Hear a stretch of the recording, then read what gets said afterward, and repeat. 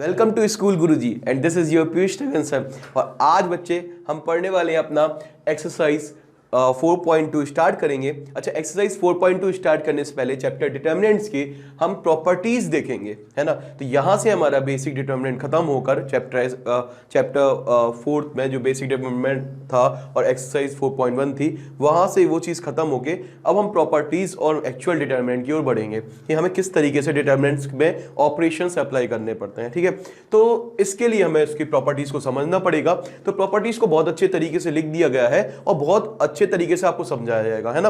तो हमारा पूरा कोशिश है, आपको स्कूल गुरुजी का पूरा कोशिश है कि बच्चा आपको एक एक चीज क्लियर हो। मेरे इस वीडियोस के बाद आपको बिल्कुल से क्लियर हो जाएंगी सारी प्रॉपर्टीज। इस तरीके से आपको एक एक चीज लिख दी गई है कि आपको चीजें क्लियर हो जाए। सबसे पहले प्रॉपर्टी 1 की बात कर लेते बच्चा, ठीक है।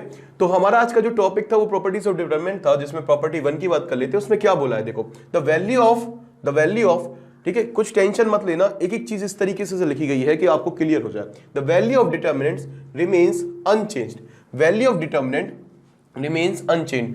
डिटर्मिनेंट की वैल्यू, डिटर्मिनेंट जब हम कोई भी डिटर्मिनेंट सॉल्व करते हैं बच्चा, तो उसकी जो वैल्यू आती है वो चेंज नहीं होती है इफ इट्स, अगर उसके रोज एंड कॉलम्स आर इंटरचेंज। रोज मतलब बच्चा सारे के सारे रो और सारे के सारे कॉलम अगर हम इंटरचेंज कर दें तो हमारे डिटर्मिनेंट की वैल्यू को कोई इफेक्ट नहीं होता है। हम डिटर्मिनेंट निकालते थे, तो आप देखो, अगर मैं कहूं यहां से अगर मैं कहूं कि जैसे हमने मान लिया कि डेल है हमारा डिटर्मिनेंट, इसको देखना बेटा, सिंबल को हम बता रहे हैं क्या करना है। डेल है हमारा डिटर्मिनेंट, इसकी जैसे ये डिटर्मिनेंट दिया था 1 2 3 4 5 6 7 8 9, ठीक है, इतनी कहानी क्लियर है। तो उसने बोला है कि डिटर्मिनेंट की वैल्यू चेंज नहीं होती है अगर उसके रोज को कॉलम से इंटरचेंज कर दिया जाए। तो रोज को कॉलम बना दिया जाए, जैसे ये हमारी रो थी तो हमने इसको 1 2 3 क्या बना दिया बेटा, कॉलम बना दिया।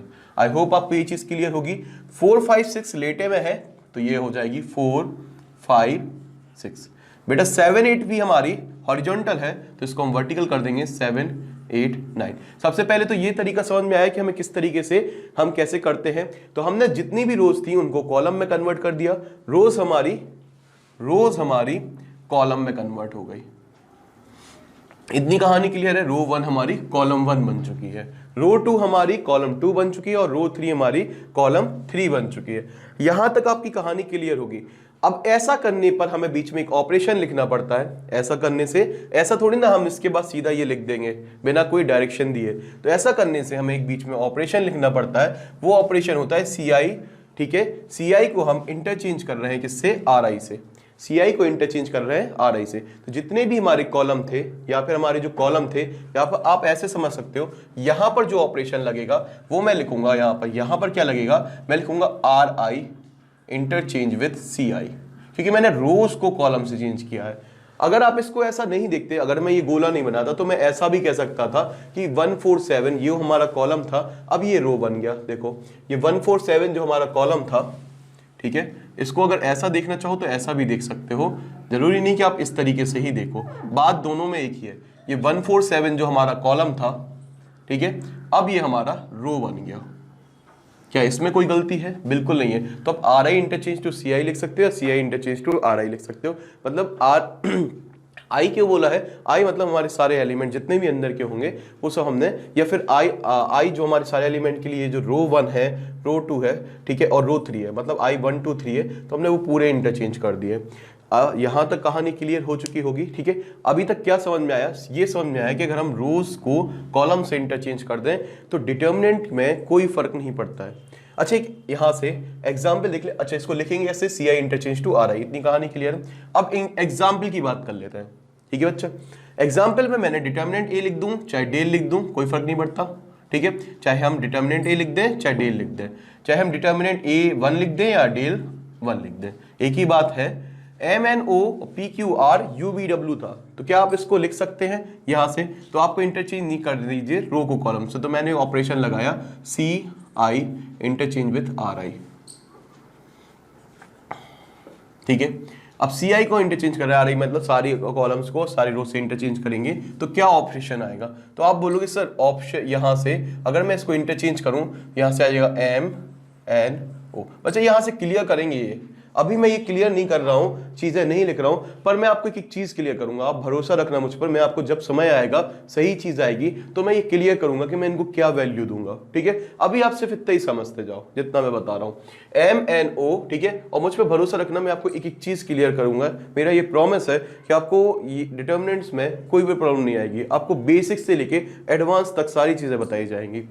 MNO PQR UVW।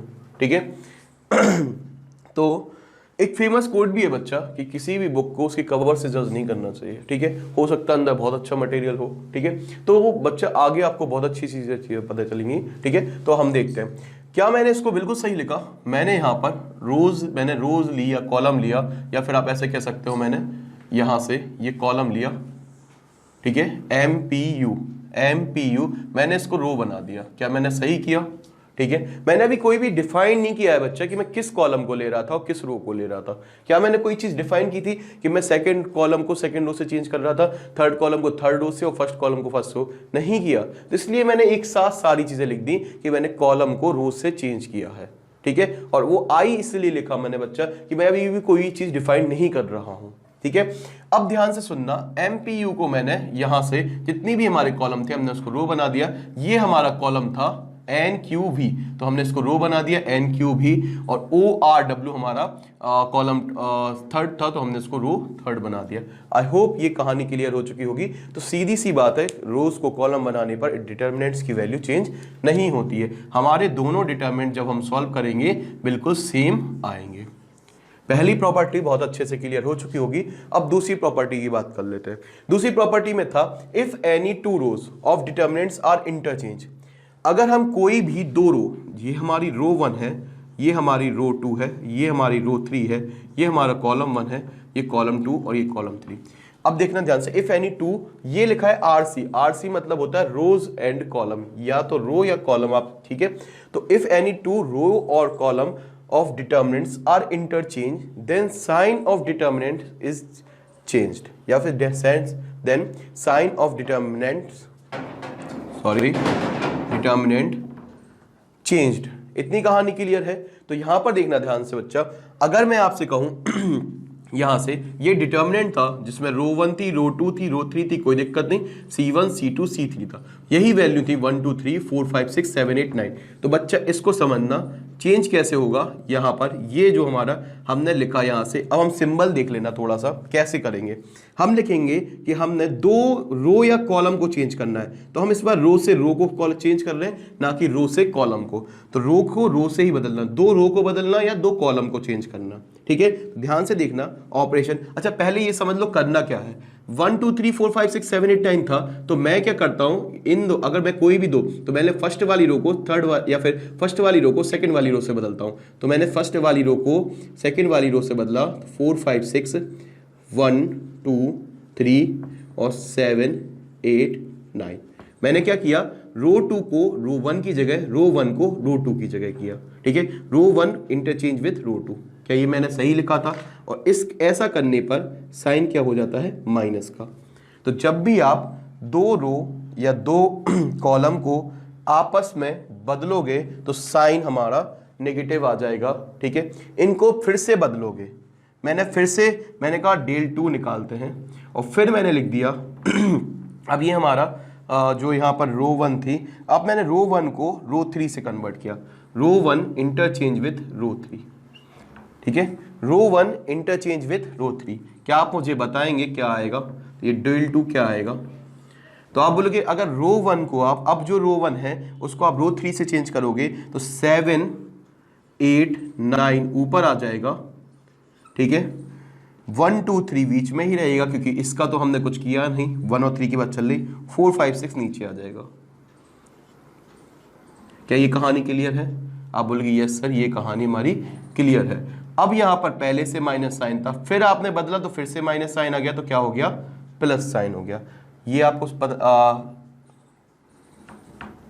आपको पता चला कि क्या हुआ। यहां पर पहले से माइनस साइन और मौजूद था, फिर से इंटरचेंज करने पर माइनस साइन आया, माइनस माइनस प्लस हो गया। तो मतलब जितनी बार भी आप चेंज करते जाओगे माइनस का साइन फिर माइनस का साइन आता रहेगा, और अगर 2 बार करोगे हर इवन टर्म पर ये प्लस हो जाएगा और हर ऑड टर्म पर इंटरचेंज पर ये माइनस हो जाएगा। क्या ये बात समझ में आ रही है?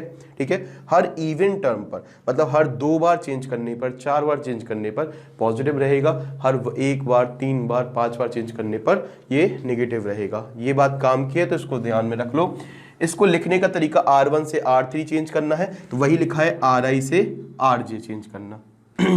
ठीक है, हमने कोई भी चीज चेंज कर दी। और RIJ क्यों लिखा सर आपने, RI क्यों नहीं लिखा? I मतलब 1 है तो J मतलब 2 होगा। अलग अलग एलिमेंट है, अलग अलग वैल्यू है, तो हमने अलग अलग सिंबल रिप्रेजेंट किए हैं। एक एक चीज समझाऊंगा छोटी छोटी, ठीक है।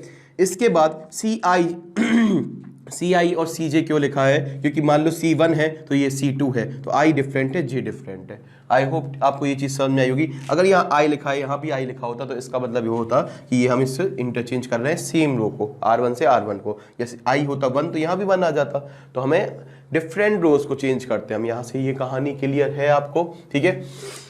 अब यहाँ पर कॉलम 1 को कॉलम रो 1 से चेंज किया था, ये I था तो ये 1 1 था। आई होप आपको ये चीज समझ में आई होगी। तो यहाँ पर आप देखो, इसीलिए मैंने I डिफाइन नहीं किया था, यहाँ पर हमने I लिखा था। उसका मतलब था अगर आप कॉलम 1 को रो 1 से कर रहे हो तो कॉलम 2 रो 2 से हो जाएगा, कॉलम 3 रो 3 से हो जाएगा। यहाँ तक आपको कहानी क्लियर होगी। एक एग्जाम्पल लेने का मेरा बिल्कुल मन है, ठीक है, फटाफट मुझे बता दीजिए आप, ठीक है। तो मैंने जैसे ले लिया, ये डिटर्मिनेंट्स ले लिया, ये ले लिया बेटा cos theta, sine theta, tan theta, 1 2 3 और अल्फा बीटा गामा, ये चीज़ें ले ली, ठीक है। अब मुझे, ठीक है, अब मैंने यहाँ से डिटरमिनेंट को इंटरचेंज किया, तो मैंने लिखा ऑपरेशन है ऑपरेशन है C1 को इंटरचेंज किया मैंने, ठीक है, C1 को इंटरचेंज किया C3 से। तो आप मुझे बता सकते हो क्या आएगा? बोले बिल्कुल सिंपल है सर, कॉलम 1 ये है, कॉलम 3 ये है, इनको एक दूसरे की जगह रख दीजिए। तो मैंने लिखा टेन थीटा, क्या मैंने सही लिखा? फिर मैंने लिखा 3 और यहाँ पर अल्फा, यहाँ साइन थीटा, यहाँ 2 बीटा, ठीक है, और इसके बाद कॉस थीटा, इसके बाद 1 और इसके बाद अल्फा। बच्चा ये चीज़ क्लियर है? आगे साइन कौन सा आएगा? माइनस का। आप सर ये समझ में आ गया, आप क्यों बता रहे हैं इतना?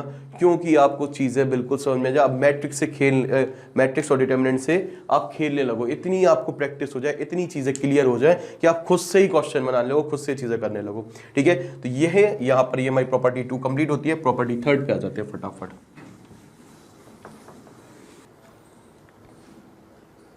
तो बच्चा अब हम बात कर लेते हैं अपनी प्रॉपर्टी 3 पर। प्रॉपर्टी 3 में क्या बोला है? If any 2 rows and column या फिर column of a determinant are identical. मतलब क्या है कि अगर दो कोई हमारी रो है, जैसे हमारा ये डेल था जिसमें हमारी 2 रोज, जैसे मैंने ले लिया 7 8 और 9, और यहां भी लिखा था 7 8 9 और यहां लिखा था 1 2 3, ठीक है। इस तरीके से हमारी जो रो 1 है और रो 2 आपको सेम दिख रही होगी। यहां पर मैं कह सकता हूं रो 1 इक्वल टू रो 2। क्या ये चीज क्लियर दिख रही है? Yes sir. तो अगर ऐसा केस होता है, ठीक है, तो हमारी जो डिटर्मिनेंट की वैल्यू होती है वो 0 हो जाती है। तो हमारा जो इसको सॉल्व करने के बाद रिजल्ट आएगा वो आएगा 0। मतलब क्या आने वाला है? 0 रिजल्ट। रिजल्ट क्या होता है? एक एसोसिएटेड नंबर, जो हर डिटर्मिनेंट के साथ एक नंबर एसोसिएट रहता है, जो हमारी वैल्यू एसोसिएट रहती है, वो चीज़, ठीक है। इतनी चीज़ क्लियर है। तो एक कहानी तो क्लियर हो गई कि हमें जब भी 2 रोज या कोई 2 कॉलम या कोई 2 कॉलम मतलब जैसे हमारी बात हो गई, यहाँ पर मैंने लिख दिया, यहाँ से मान लो कोई डेल 1 कोई मैट्रिक्स है, तो मैंने लिख दिया 1 2 3, यहाँ भी 1 2 3 लिख दिया, यहाँ लिख दिया 4 5 6। तो बेटा अगर हमारे 2 कॉलम सेम है, यहाँ कह सकते हैं C1 को C2 के बराबर है, तो ये इसका जब हम वैल्यू सॉल्व करेंगे तो रिजल्ट क्या मिलेगा? डेल 1 0 मिलेगा।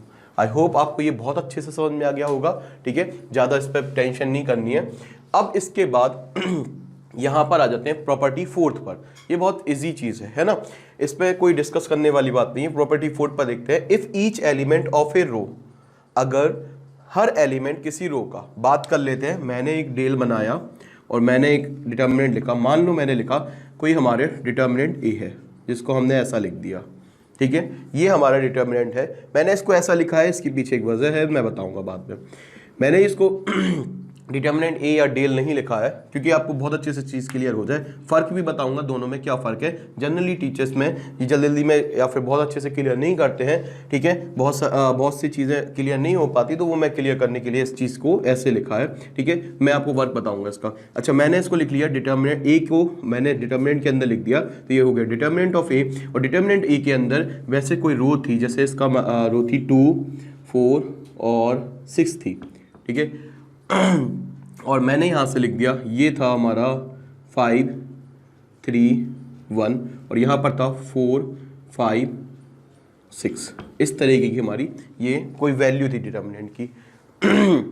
अब देखते हैं, इफ ईच एलिमेंट ऑफ ए रो और कॉलम ऑफ ए डिटर्मिनेंट, अगर हम किसी भी इफ ईच एलिमेंट ऑफ ए रो, हर एक किसी भी रो, बेटा रोज नहीं है, इफ रो की हर एलिमेंट में, मतलब जो को हमारी रो है उसके ईच एलिमेंट में अगर हम ऑफ ए डिटर्मिनेंट की is multiply by a constant के, ठीक है। तो वो क्या बोल रहा है, अगर हम किसी भी रो के एलिमेंट में कांस्टेंट के मतलब कोई भी वैल्यू, के मतलब आप ले सकते हो यहाँ से के इक्वल टू 1, 2, 3, ठीक है।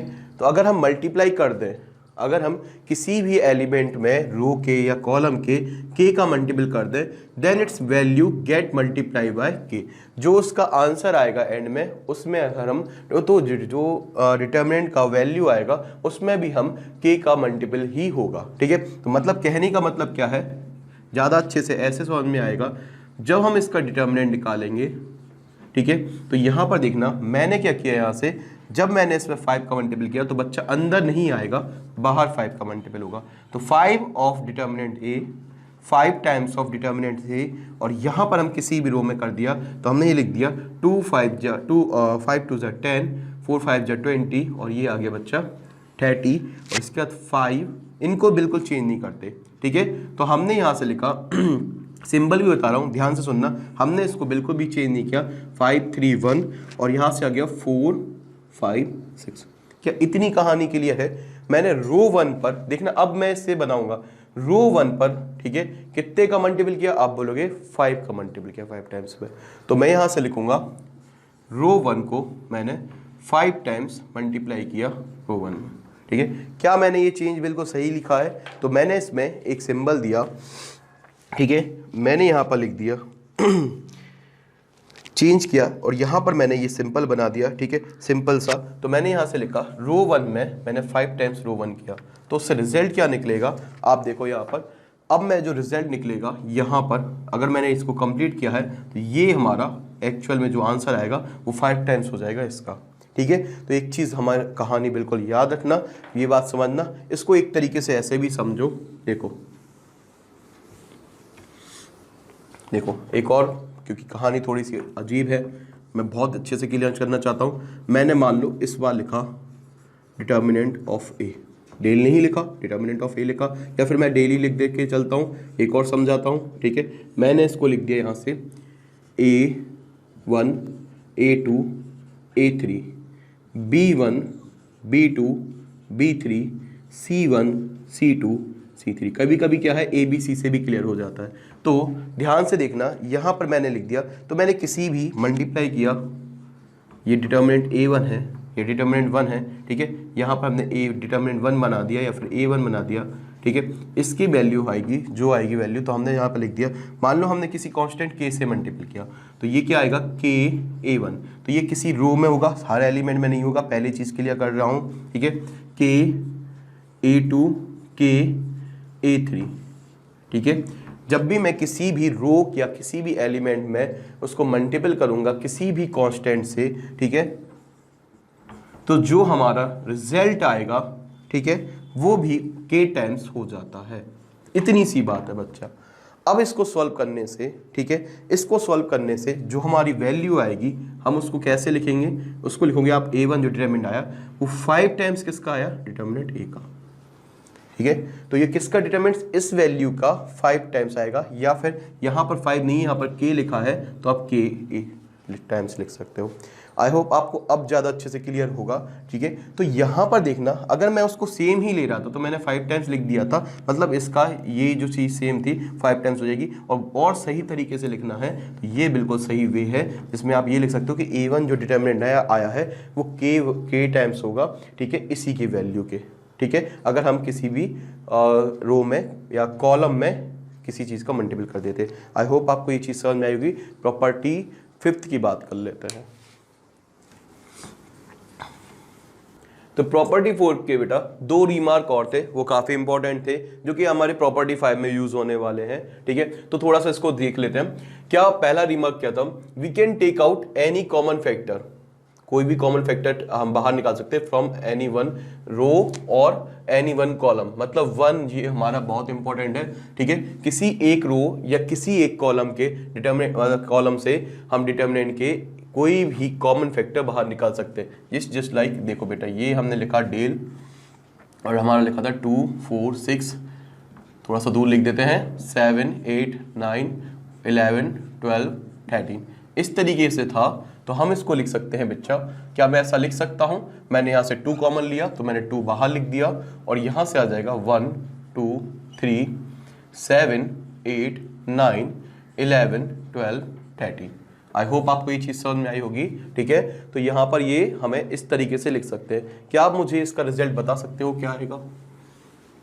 मुझे फाइंड द वैल्यू यहाँ पर बताना कितना आ रहा है। मैंने यहाँ पर लिख दिया डेल, ठीक है। यहाँ पर लिख दिया मैंने कॉस स्क्वायर थीटा, यहाँ पर लिख दिया कॉस क्यूब थीटा और यहाँ पर लिख दिया कॉस की पावर 4 थीटा, ये चीज़ लिख दी। यहाँ पर साइन स्क्वायर थीटा, ठीक है, यहाँ पर साइन क्यूब थीटा और यहाँ पर साइन की पावर 4 थीटा, यहाँ लिख दिया 1 2 3। मुझे यहाँ पर वैल्यू बताओ डेल 1 की, डिटर्मिनेंट 1 की, या फिर यही चीज़ है डेल 1 क्यों लिखेंगे? क्योंकि इसमें से कॉमन ले रहे हैं, यही वैल्यू है। तो यहाँ पर लिख देंगे हम, मैंने लिखा यहाँ से cos theta cos square theta cos cube theta, ठीक है। इसके बाद sine theta sine square theta sine cube theta और 1 2 3। क्या मुझे बता सकते हो यहाँ पर क्या आएगा? तो आप बोलोगे सर पहली लाइन से आपने कॉस थीटा कॉमन लिया, दूसरी लाइन से साइन थीटा सिंगल सिंगल, तो यहाँ आ जाएगा कॉस थीटा साइन थीटा। आई होप आपको ये चीज़ समझ में आई होगी, ठीक है। इस तरीके से हम किसी भी रो या किसी कॉलम या फिर हम पूरी कॉलम से या फिर पूरी रो से एक एलिमेंट को कॉमन ले सकते हैं, फिर हम कोई भी कॉमन फैक्टर को बाहर निकाल सकते हैं। एलिमेंट को नहीं, सॉरी, कोई भी कॉमन फैक्टर को हम बाहर निकाल सकते हैं। आई होप आपको ये चीज़ बहुत अच्छे से समझ में आई होगी। अब हम अपने सेकंड प्रॉपर्टी पे बात कर लेते हैं। इफ़ करस्पॉन्डिंग एलिमेंट, ठीक है, इसका मतलब क्या है? जैसे हम ये बात कर रहे हैं करस्पॉन्डिंग एलिमेंट, ठीक है, मतलब दो किसी सेम दो रोज की बात चल रही है, 2 कॉलम्स की करस्पॉन्डिंग, ठीक है, जो उसकी करस्पॉन्डिंग में रहते हैं। Corresponding elements of any 2 rows, 2 rows के एलिमेंट्स की बात चल रही है, ठीक है, of a determinant are proportional. मतलब बच्चा अगर ये मान लो A है, ये B है और ये C है, तो ये KA है, KB है और KC है। इसका मतलब क्या है बच्चा? ठीक है, और यहाँ पर है DEF। Corresponding element of row 2 rows are proportional, ठीक है, मतलब ये इसका कुछ टाइम्स है इन द सेम रेशियो, ठीक है। अगर किसी रेशियो में है, जैसे ये अगर हम इसको रेशियो में कर दें KA/A, तो ये कट जाएगा तो K/1 आ गया, ठीक है। तो ये कुछ रेशियो में है, ठीक है, देन इट्स वैल्यू इज 0, तो ये वैल्यू 0 हो जाती है। सर कैसे? इसको एक एग्जांपल समझ लो। मान लो मैंने कोई डेल 1 ले लिया, ठीक है, यहाँ पर समझना कैसे। मैंने यहाँ पर लिख दिया 1 2 3 और यहाँ पर लिख दिया 1 2 3 लिखा, यहाँ पर 2 4 6 लिख दिया और यहाँ पर लिख दिया 5 6 7। क्या ये चीज़ क्लियर है? कहानी क्लियर है यहाँ पर, ठीक है। तो यहाँ पर देखना, अगर मैंने ये चीज़ लिख दी है तो अब इसको मैं कहूं, अगर क्या मैं ऐसा लिख सकता था, ठीक है। अब क्या मैं ये कह सकता हूं कि रो 1 का, ये रो 2 ट्वाइस है, जो रो 1 है, ठीक है, रो 1 है और जो रो 2 है, ठीक है, यहां पर साफ दिख रहा है कि अगर रो 1 में 2 टाइम्स कर दें तो रो 2 मिल जाएगा, ठीक है। तो ये इसका यहां पर रो 2 रो 1 का K टाइम्स है, क्या ये बात सही है? ठीक है, रो 2 जो है वो k टाइम्स किसका है? रो 1 का है। क्या ये बात सही है? क्या ये बराबर है? ये मैंने कुछ लिखा नहीं है, कोई वो नहीं लिखी, मैंने सिर्फ समझाने के लिए लिखा है कि रो 2 k1 टाइम्स है रो 1 का, k1 कितना है? 2। क्या ये कहानी क्लियर है? बिल्कुल सर, ये हमारी बात क्लियर है। अब यहाँ पर देखना, तो इसको लिखेंगे, मान लो मैं कि ऐसा लिख सकता हूँ क्या, मैं इसमें से सेकेंड रो में से 2 कॉमन ले लेता, तो यहाँ पर आ जाता 1 2 3, थोड़ा सा कम छोटे में लिख दिया, यहाँ पर भी 1 2 3 आ जाता, 1 2 3, और यहाँ पर आ जाता 5 6 7। ठीक है, क्या यहाँ तक कहानी क्लियर है? अब हमारे जब दो रोज अगर सिमिलर हो जाते हैं तो डिटरमिनेंट की वैल्यू क्या हो जाती है? 0।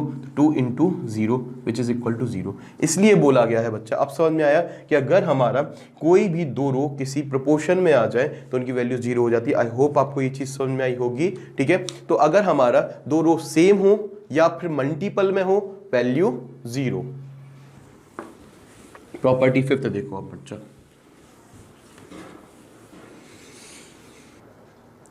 तो बच्चे अब हम बात कर लेते हैं प्रॉपर्टी 5th पर। काफी इंपॉर्टेंट और काफी यूज होने वाली प्रॉपर्टी है। क्या है? बहुत बेसिक है।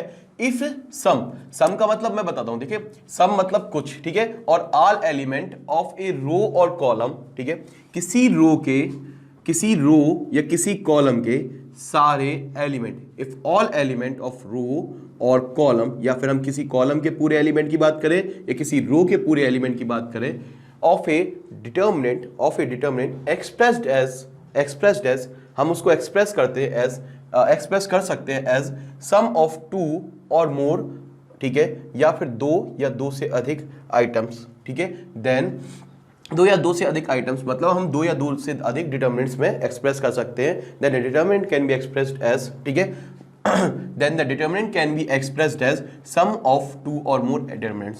तो डिटर्मिनेंट्स को हम उस डिटर्मिनेंट को एक्सप्रेस कर सकते हैं 2 या 2 से अधिक डिटर्मिनेंट में। कैसे? देखो इसको मैं कैसे लिख सकता हूं, मैं इसको ऐसे लिख सकता हूं बेटा, a1 a2 a3, मैं यहां पर लिख सकता हूं यहां पर सॉरी ये b1 था, b1 b2 b3 and c1 c2 c3। क्या ये कहानी क्लियर है? ठीक है, इसके साथ मैं यहां पर लिख सकता हूं लैम्डा 1 लैम्डा 2 लैम्डा 3, ठीक है, और फिर यहीं पर b1 b2 b3 c1 c2 c3। तो मैंने किसी एक रो को तोड़ा है, ठीक है। हम यहां पर कोई नंबर होता, मान लो यहां पर कोई नंबर है जिनको हम तोड़ के जिनको हम बाकी दो, देखो हमने वैसे ही लिखे हैं, बिल्कुल वैसे लिखे, हमने किसी भी एक रो या किसी भी एक कॉलम को तोड़ के हम 2 डिटर्मिनेंट्स बना सकते हैं इस तरीके से। आई होप आपको ये चीज समझ में आई होगी। ये चीज एग्जाम्पल के माध्यम से देखो।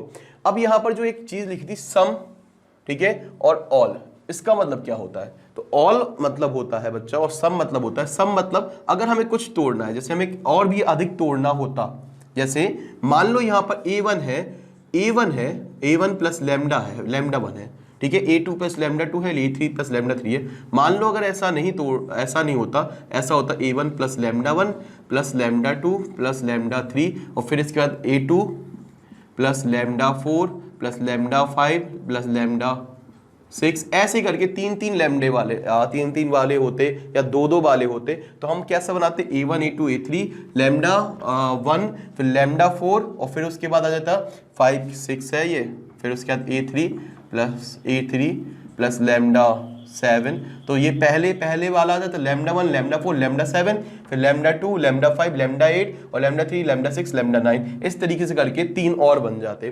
तो इस सम मतलब कुछ, यहाँ पे आपको कुछ, या फिर ऑल एलिमेंट्स, ठीक है, ऑल एलिमेंट्स ऑफ रो, ठीक है, सारे के सारे अगर आपको तोड़ने हैं तो आप इस तरीके से आराम से उसको कर सकते हो। एक एक चीज क्लियर हो रही है कि हम कैसे तोड़ सकते हैं। एक एग्जांपल देता हूं, फटाफट देखना कि मैं इसको कैसे तोड़ रहा हूं। देखो कहानी समझना, ठीक है। मैंने यहां पर लिखा, यहां पर कोई डेल लिख दिया और यहां पर लिख दिया मैंने बेटा 5 6 7 1 2 3 4 2 1, ये हमने एक कहानी लिख दी, ठीक है। अब मैं इसको कैसे तोड़ सकता हूं? तो मैं इसको लिख सकता हूं यहां से इक्वल टू में, ठीक है, मैं इसको 2 फॉर्मेट में लिख सकता हूं, विच इज इक्वल टू, हम लिख सकते हैं यहां से, मैंने इसको ऐसा लिख दिया तो बच्चा कोई गलत तो नहीं किया, मैंने लिखा 4 5 6, ठीक है, 4 5 6 और 1 2 3 4 2 1 और मैंने यहाँ पर लिख दिया प्लस 1 1 1 1 2 3 4 2 1। आई होप आपको ये कहानी क्लियर होगी। ठीक है, मैंने क्या किया यहाँ पर दो फॉर्मेट को इनको जोड़ दिया। ठीक है, तो यहाँ पर भले ही ये सेम हो, आप अलग अलग भी तोड़ सकते थे, ऐसा कोई जरूरी नहीं है सेम नहीं तोड़ सकते, हम सेम भी तोड़ सकते, अलग भी तोड़ सकते। हो सकता था मैं इसको यहाँ से भी 4 बना दूं और यहाँ से भी ये 4 बना दूं और यहाँ पर मैं लिख दूं 2 और यहाँ पर लिख दूं मैं 3। क्या ये कहानी क्लियर है? अब आप बोलोगे सर यहाँ पर दो रोज हमारी सेम हो जाती है तो ये तो डिटरमिनेंट 0 हो जाएगा, तो इस तरीके से हम इनको तोड़ भी लेते हैं, हमारी वैल्यू भी छोटी हो जाती है, क्वेश्चन भी ईजी हो जाता है। ठीक है, तो इस तरीके से हम भी तोड़ सकते हैं। तो ये λ1 λ2 λ3 इनको वापस जोड़ोगे तो वैसे ही फॉर्मेट आ जाएगा। आई होप आपको ये चीज समझ में आई होगी। ठीक है, तो हम आ जाते हैं अपने प्रॉपर्टी 6 पर। अच्छा, प्रॉपर्टी 6 में भी ज्यादा कुछ नहीं है।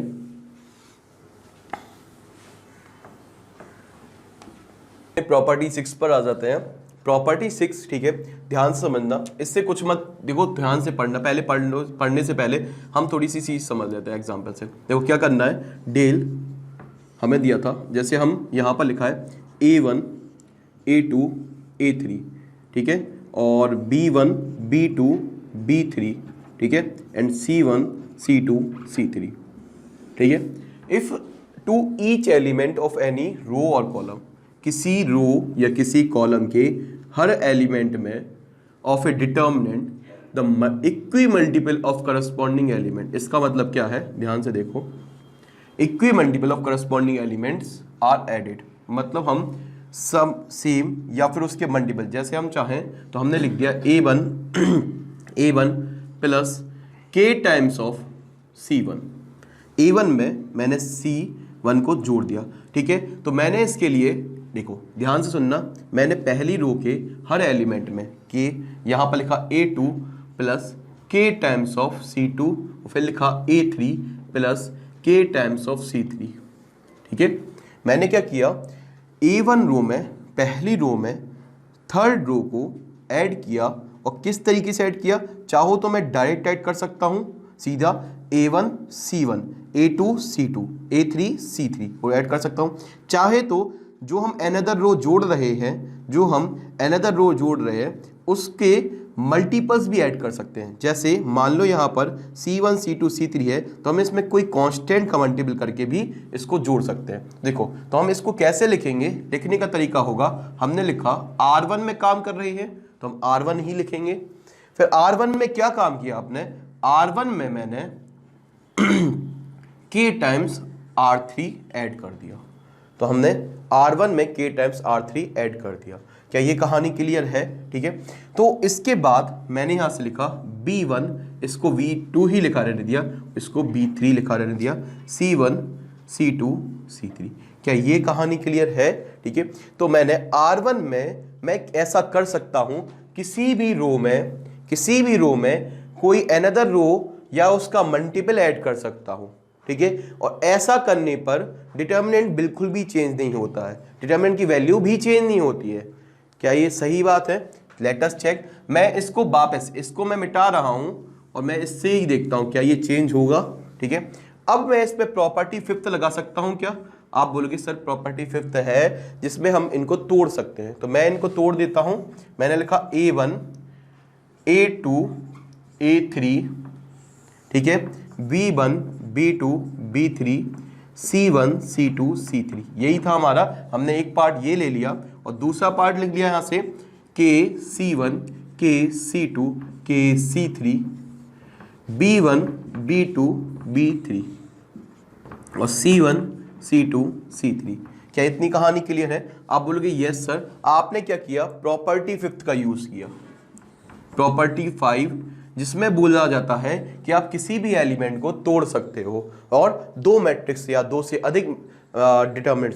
या दो से अधिक डिटरमिनेंट्स के रूप में उनको लिख सकते हो। तो मैंने इसको तोड़ दिया, ठीक है, और इनको यहाँ पर ऐसा लिख दिया। अब मैंने देखा इस डिटरमिनेंट की वैल्यू 0 हो जाएगी। क्या कोई बच्चा बताएगा ऐसा क्यों हो गया? बिल्कुल सही बात है, जिसको पता है ये बात कि यहाँ पर सर इन दोनों को देखा जाए तो ये इसके मल्टीपल में है या फिर ये दोनों एक दूसरे से प्रोपोर्शन में है। तो ये अगर दो हमारी रोज सेम हो जाती हैं, अगर हम यहाँ से k बाहर ले लें तो ये बिल्कुल सेम हो जाएंगी। ये हमने k कांस्टेंट बाहर ले लिया तो ये हमारे दो रोज सेम हो गई, जिससे डिटरमिनेंट की वैल्यू 0 हो गई, तो सिर्फ यही बचा। तो देखो बेटा कोई फर्क नहीं पड़ा, हम वहीं लौट के वापस आ गए सॉल्व करने पर, इसी से स्टार्ट किए थे और यहीं आ गए, इसलिए हम ऐसा कर सकते हैं। तो ये हमारा 0 हो जाता है, तो हम इसको ऐड करके इस तरीके से लिख सकते हैं। तो ये प्रॉपर्टी फिफ्थ से ही जन्म लिया है, प्रॉपर्टी फिफ्थ में ही थोड़ा सा आगे बढ़ा के प्रॉपर्टी सिक्स्थ बनाई गई है। तो आई होप आपको ये चीज क्लियर हो चुकी होगी कि हम किसी भी रो में किसी भी अनदर रो को जोड़ सकते हैं, उसके मल्टीपल को भी जोड़ सकते हैं। इतनी कहानी क्लियर है। तो ये हमारी प्रॉपर्टी सिक्स थी। अब प्रॉपर्टी सिक्स में एक कहानी और थी, वो इसके रिमार्क थे, ठीक है, तो वो और सुन लो, छोटी सी बात है। If del one is determinant obtained by हमने कोई भी ऑब्टेन किया, ठीक है। अच्छा ये तो हमारा बेसिक सी बात है, देखो ध्यान से क्या बोल रहा है हमसे।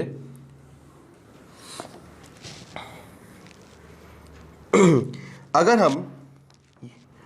हम जैसे यहां पर देखना, रीमार्क पॉइंट पहला देखना क्या बोलता है, थोड़ी सी स्पेस चाहिए पड़ेगा।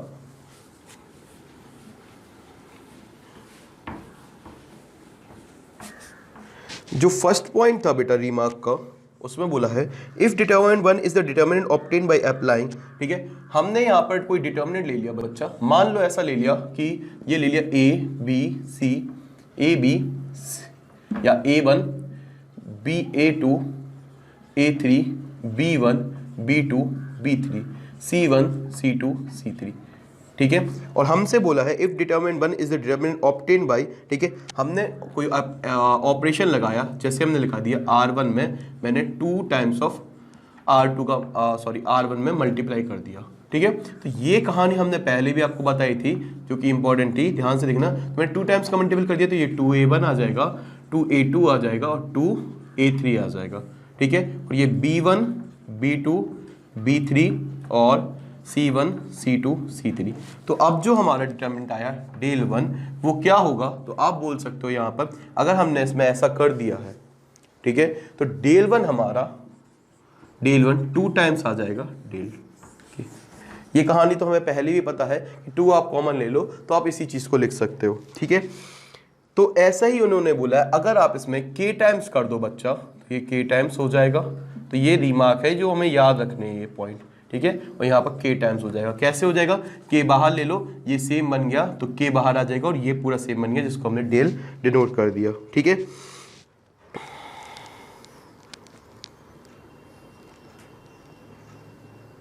ठीक है। तो अगर आप कोई रो में काम कर रहे हो या फिर आप किसी कॉलम में कर रहे हो तो आप रो में ही ध्यान रखें, ठीक है। कॉलम में बीच में अप्लाई ना करें, थोड़ा सा केयरफुली मैनेजमेंट करें, ठीक है। तो ऐसे कोई बड़ी बात नहीं थी। तो अब हम फटाफट अपनी एक्सरसाइज पर आ जाते हैं, ठीक है। तो एक्सरसाइज हमारी 4.2,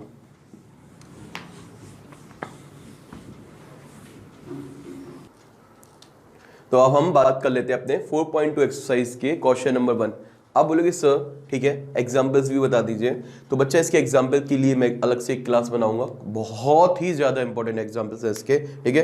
अगर मैक्सिमम टाइम्स तो एग्जाम्पल से ही हमारा इस चैप्टर में एक आध दो जो एग्जाम्पल्स ज़्यादातर जनरेट होते हैं वो इसी एक्सरसाइज के पहले से ज़्यादा हो जाते हैं, ठीक है। और फिर मिसलेनियस से और इनकी बाकी एक्सरसाइज से क्वेश्चन आते हैं, ठीक है। तो इसके एग्जाम्पल है काफ़ी इंपॉर्टेंट, वो भी हम देखेंगे, ठीक है। अभी हम एक्सरसाइज को स्टार्ट करते हैं 4.2 को। अब हमने देखा पहला क्वेश्चन था बच्चा X Y Z A B C X plus A Y plus B Z plus C. अच्छा ये बच्चा सम में था, तो मैंने सोचा कि अगर प्रॉपर्टी यूजिंग प्रॉपर्टी फिफ्थ इनको अलग अलग कर ले, तो अलग अलग करने से क्या होगा बच्चा, ये पूरी रो ये पूरा कॉलम हमारा जो कॉलम थर्ड था ये अलग हो जाएगा और कॉलम थर्ड का ये वाला पोर्शन अलग हो जाएगा। मैं इसको यूजिंग प्रॉपर्टी फिफ्थ प्रॉपर्टी से इनको अलग अलग कर सकते हैं सेपरेट। तो अगर ऐसा करेंगे तो ये इसके समान हो जाएगा तो 0 आ जाएगा और ये वाला इसके समान हो जाएगा तो 0 आ जाएगा और हमारा रिजल्ट भी 0 आ जाएगा। तो हमने लिखा यूजिंग प्रॉपर्टी फिफ्थ, मैंने एक्स वाई जेड वैसे लिखा, ए बी सी ऐसे लिखा और एक्स वाई जेड एक बार और लिख दिया। दो हमारे कॉलम सेम हो गए, ठीक है। अगर हमारे दो कॉलम सेम हो जाते हैं जो कि हमारा बोला है अकॉर्डिंग टू प्रॉपर्टी थर्ड, ठीक है, अगर 2 कॉलम्स आर आइडेंटिकल या 2 rows are identical then the determinant should be 0, ठीक है। मस्ट बी 0 होता है, बिल्कुल हम कह ही सकते हैं। यहां पर देखा तो बेटा ये था हमारा जो कॉलम 2 था कॉलम 3 के सेम हो गया तो ये भी 0 हो गया और आंसर हमारा 0 आ गया। अब अच्छा, जो क्वेश्चन नंबर 2 है, आप इस टाइप के कॉन्सेप्ट में थोड़ा सा कंफ्यूज हो सकते हो, पर अगर यहाँ पर देखो कि मैं यहाँ पर कुछ ऐसा करना चाहूँ जिससे हमारा रिजल्ट 0 आ जाए, तो क्या करूं? अच्छा, ये रिपीट हो रहा है, a minus B, B minus C, C minus A, B minus C, C minus, अच्छा ये रिपीट हो रहा है, तो एक काम करते हैं, इनको ऐड कर देते हैं। तो मैंने यहां से कॉलम 1 में लगाया कॉलम 1 में मैंने लिखा कॉलम 1 को भी, कॉलम 2 को एलिमेंट को, कॉलम 3 के एलिमेंट को ऐड कर दिया। तो हमने ये बताया था आपको, मैं किसी भी कॉलम्स में किसी भी कॉलम को जोड़ सकता हूं, डिटर्मिनेंट में कोई चेंज नहीं आता है। तो मैंने यहां से लिखा, फिर क्या चेंज हो रहा, मैंने जब a माइनस बी में प्लस किया b minus C plus c minus A, यही किया। यहां पर जो b माइनस सी था उसमें c माइनस ए, ठीक है, ये हमारा कॉलम 1 था, ये हमारा कॉलम 2 था और ये हमारा कॉलम 3 था। कॉलम 1 में कॉलम 2 का एलिमेंट जोड़ा, फिर कॉलम 3 का a माइनस बी, और फिर आएगा c minus A plus a minus B plus b minus C, और ये बाकी एलिमेंट हमारे वैसे ही आ जाएंगे b, ठीक है, बाकी एलिमेंट हमारे b माइनस सी, c माइनस ए माइनस बी, और ये c माइनस ए माइनस बी और b माइनस सी, ये वैसे ही आ गए इक्वल टू 0। अब बच्चा इसको मैंने इस तरीके से किया, तो मैंने इनको देखा, अच्छा b से b कैंसिल हो गया, c से c कैंसिल हो गया, a से a कैंसिल हो गया, यहाँ भी क्या सारे कैंसिल हो रहे हैं, ठीक है, बिल्कुल सही है, और इसको भी कैंसिल होना ही पड़ेगा क्योंकि टोटल 6 एलिमेंट है, 3 माइनस है 3 प्लस है, सारे कैंसिल हो गए। तो हमारी एक सिंगल रो जो थी पूरी 0 आ गई, ठीक है, ये b माइनस सी माइनस ए माइनस बी, और ये c माइनस ए माइनस बी और b माइनस सी। अगर हमारे एक रो हमारी पूरी 0 आ जाती है तो हमारा ये वैल्यू क्या हो जाती है इसकी, 0, which is equal to 0। I hope आपको ये समझ में आया होगा, ठीक है। तो अगर हमारी कोई भी रो के ऑल एलिमेंट 0 हो जाए तो डिटरमिनेंट की वैल्यू 0 होती है, भी हमें पता है बहुत अच्छे से। अब हम फटाफट आ जाते हैं अपने क्वेश्चन नंबर 3 पर बच्चा। तो बच्चा अब हम बात कर लेते हैं 2, 3, 5, 7, 8, 9 और 65, 75, 86। अब इस तरीके की मैट्रिक्स थी, ठीक है। तो यहाँ पर जब हमने देखा यहाँ पर कि यहाँ पर हम एक काम करते हैं, हमें इसको सॉल्व करना है, इसको 0 बनाना है, तो इसको हम तोड़ लेते हैं प्रॉपर्टी 5 की यूजिंग से। तो हम इसमें सॉल्व लिखते हैं, सॉल्व, ठीक है, यूजिंग प्रॉपर्टी 5 की हेल्प से मैं इसको तोड़ रहा हूँ, ठीक है। तो मैंने इसको तोड़ा यहाँ से 2, 3, 5, 7 बता रहा हूँ, और ऐसा क्यों किया, 7, 8, 9, ठीक है। और यहाँ पर मैंने लिख दिया इसको 63 प्लस 2, इसको लिखा 75 प्लस 3, और इसको लिखा 81 प्लस 5। क्या ये कहानी यहाँ तक क्लियर है? आप बोलोगे बिल्कुल सही है सर, ठीक है। मैंने ऐसा जनरली क्यों किया, क्योंकि ये तो इसका मल्टीपल आ रहा था। अगर मैं 7 से तोड़ता, देखो 7 से अगर मैं देखूं इसको, तो 7 से देखा तो 7 से इसके नियर अबाउट कितनी वैल्यू आती है, तो 7 9 63 हो जाता है, और 2 अगर उसमें ऐड कर दें तो ये 65 बन जाएगा। 8 9 72, ठीक है, और 3 जोड़ दें तो हमारा 75 बन जाएगा। 9 9 81, उसमें 5 जोड़ दें तो 86 बन जाएगा। मतलब ये हमारे, ये तो इसका मल्टीपल है, ठीक है, और बाकी हमारा अगर हम इनको अलग कर दें, इनको हमने ऐड किया था, इनको अलग कर दें तो ये इसका अपने आप मल्टीपल आ जाएगा, जिससे ये 0 हो जाएगा। तो मैंने मल्टीपल को छोड़कर बाकी जो अलग वैल्यू हटा दी, और जब मैंने ऐसा सोचा तो ये इसके सेम आ गया, तो ये भी 0 हो जाएगा। तो मेरा काम बन गया। तो मैंने इसको ऐसे लिखा, यहाँ पर मैंने लिखा 2, 3, 5, 7, 8, 9, और मैंने इसको देखा ये 9 टाइम्स इंटू 7, फिर 9 टाइम्स इंटू 8 और 9 टाइम्स इंटू 9, इस तरीके से दिया है। और बाकी जो था वो था 2, 3, 5, 7, 8, 9, और यहाँ पर बच्चा था 2, 3, 5। अब बच्चा हमारे यहाँ पर 2 कॉलम सेम है, कॉलम 3 और कॉलम 1, ठीक है। कॉलम 1 और कॉलम 3 सेम है, तो इससे तो इसकी वैल्यू क्या हो जाएगी, 0। और यहाँ भी हमारा अगर आप बात करो तो कॉलम 2 की और कॉलम 3 की, तो कॉलम 2 कॉलम 3 से, या फिर कॉलम 3 कॉलम 2 का 9 टाइम्स है, ठीक है। ये किसी प्रोपोर्शन में है, तो ये भी वैल्यू कितनी हो जाएगी, 0, एज वी नो दैट, ठीक है। हमारी प्रॉपर्टी 3 कहती है कि अगर आइडेंटिकल एलिमेंट हो तो हमारे इट शुड बी 0, ठीक है। Determinant value of determinant must be 0।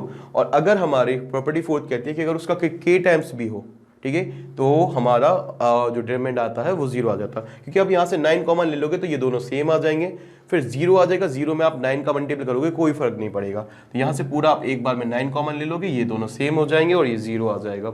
ठीक है, तो आई होप आपको ये समझ में आया होगा। फटाफट आ जाते हैं अपने फोर्थ पर। तो बच्चा अब हम अपने फोर्थ को देख लेते हैं, है ना। तो फोर्थ वाले में देखो इस तरीके क्वेश्चन था और यहाँ पर a कॉमन लेके b प्लस सी लिखा था, तो मैंने a का मल्टीपल करके ब्रैकेट खोल दिए, ठीक है, और ये आप खोल दोगे तो आपको भी पता है कि इस तरीके से आ जाएगा। अब आप देखो AB है, BC नहीं है, और CA भी है या AC भी कह सकते हो, BC है, AB है, BC है, पर CA नहीं है, ठीक है। तो यहाँ पर जो कमी थी वो कब पूरी हो जाती, जब हम इसको इसमें ऐड कर देते। तो मैंने कहा एक काम करते हैं, इसको ऐड ही कर लेते हैं। तो मैंने यहाँ से लिखा C3 में मैं क्या कर रहा हूँ, C3 प्लस C2 कर दिया, ठीक है। तो ये हमने सेम बना लिया एक पूरी रो, तो ये 1 1 1 और यहाँ से आ जाएगा BC CA और AB, और यहाँ पर आ जाएगा बच्चा क्या आ जाएगा, AB plus BC plus CA, AB plus BC plus CA और AB plus BC plus CA, क्योंकि जो कमी थी वो पूरी हो चुकी है। अब बच्चा देखो अगर मैं पूरी रो में AB BC CA कॉमन ले लूँ तो यहाँ 1 1 ही बचेगा और जो सेम हो जाएगा। मतलब अगर मैं कह सकता हूँ ये AB BC CA जो पूरा है ये किसके मल्टीपल है, ठीक है, और ये भी हम कह सकते हैं, ऐसा भी कह सकता हूँ, ध्यान से सुनना ये बात, ठीक है।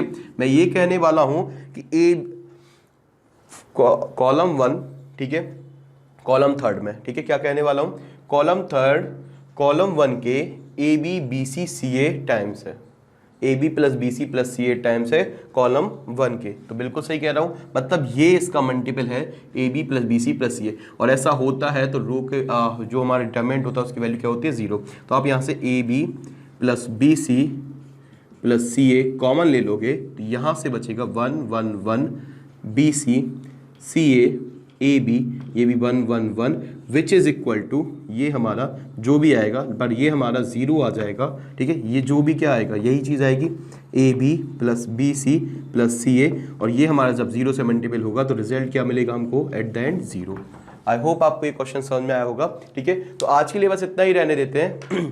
नेक्स्ट वीडियो हम अपना बहुत ही जल्द, ठीक है, क्वेश्चन नंबर 5 से स्टार्ट करेंगे। अगर वीडियो अच्छा लगा, ठीक है, प्रॉपर्टी बहुत अच्छे समझ में आई, तो आज ही अभी हाल ही उसको लाइक कर दो, सब्सक्राइब कर दो, ठीक है, इसमें बिल्कुल डिले मत करो, ठीक है। हमारी मेहनत सिर्फ आपका एक लाइक है, ठीक है, और आपका सब्सक्राइब है, और अगर शेयर कर दो तो बहुत अच्छी बात है, ठीक है। थैंक यू, और स्कूल गुरुजी को बहुत सपोर्ट करो, ठीक है। आप नेक्स्ट वीडियो बहुत ही जल्द आने वाला है, ठीक है, तो उसका वेट करो, बहुत ही जल्दी आ जाएगा, जिसमें आपको क्वेश्चन नंबर 5 से कंटिन्यू रहेगा, ठीक है, और भी अच्छे तरीके से और भी अच्छे वे से हम उसको क्लियर करेंगे, ठीक है।